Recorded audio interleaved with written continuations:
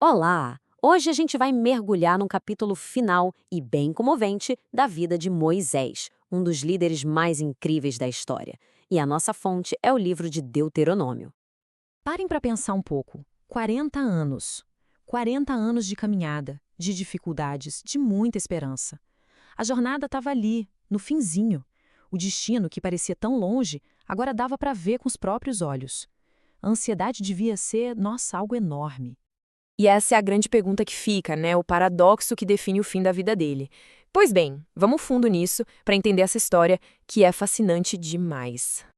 Nossa análise começa lá no alto do Monte Nebo, com a última visão de Moisés.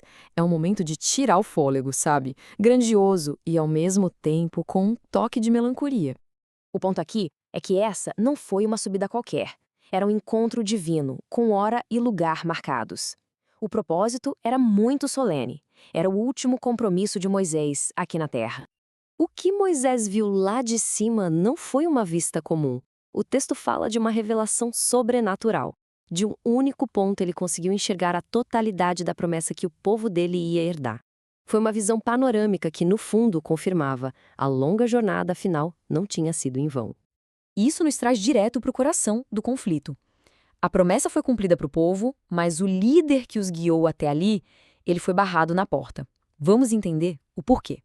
As palavras de Deus aqui são diretas, finais. Não tem espaço para negociação. A declaração sela o destino de Moisés. A terra pode ser vista, mas não tocada. A promessa para o povo é reafirmada, mas a participação pessoal do líder deles é negada. Isso não foi uma decisão de última hora, viu? Foi a consequência de uma ação lá do passado. No momento de estresse extremo, um único erro acabou tendo um impacto que durou a vida toda. É aqui que a gente vê o desvio crítico. A ordem divina era para falar com a rocha, um ato que pedia fé na palavra.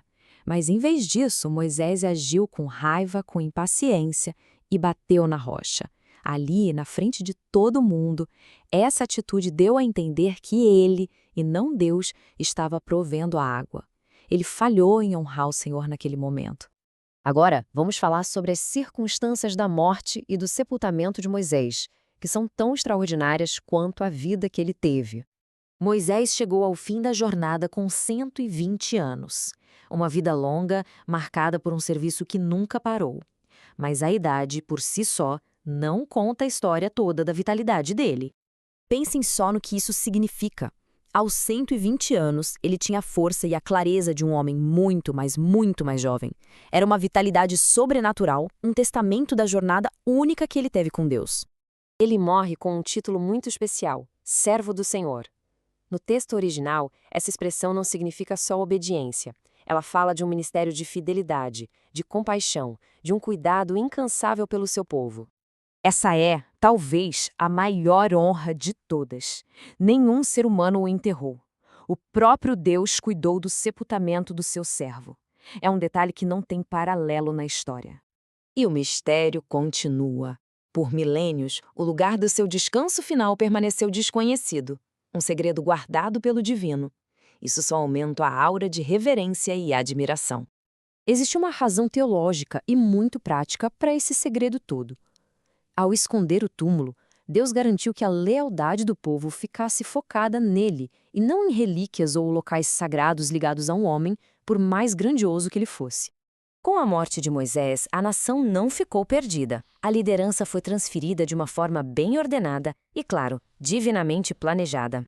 A nação inteira sentiu. Um período de 30 dias de luto mostra o tamanho do impacto da perda dele. O vazio que ele deixou era imenso. A transição foi simplesmente perfeita. Josué não foi só escolhido, ele foi capacitado por Deus. O espírito de sabedoria era exatamente o que ele precisava para a tarefa gigantesca que vinha pela frente, conquistar Canaã. E assim a gente chega na avaliação final, no elogio que fecha o livro de Deuteronômio e que resume por que Moisés foi uma figura tão singular. Essa é a declaração definitiva sobre o legado de Moisés. A expressão face a face quer dizer uma intimidade, um nível de comunhão com Deus que nenhum outro profeta em Israel jamais teve.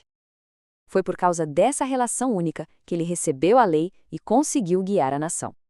O legado dele tem muitas faces. Ele realizou milagres, foi um legislador, um libertador, mas talvez o mais impressionante seja que, mesmo com o seu maior desejo pessoal sendo negado, ele nunca fraquejou na missão.